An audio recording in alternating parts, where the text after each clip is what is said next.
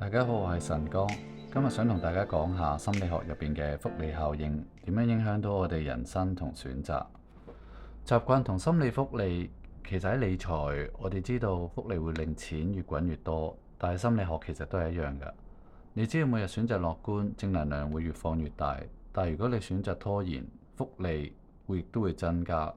當負能量累積到某個點，人類就會好容易產生好多病徵，例如抑鬱、煩躁症等等。有個心理研究指出，每日寫感恩日記嘅人，其實喺一個月30日之後，整體嘅幸福感同一啲冇寫嘅人呢係爭好遠。呢個係一個心理層面嘅複利。所以我哋成日都講要投資自己，除咗知識，仲有情緒。如果真係去到有啲位覺得解決唔到，就嘗試同人傾下。如果你每日有5分鐘俾自己靜下，或者我哋試下控制自己，唔好用咁多電話。其實個心理狀況係會改變好多，就好似你放啲錢入銀行，你等個利息都需要時間咁等待。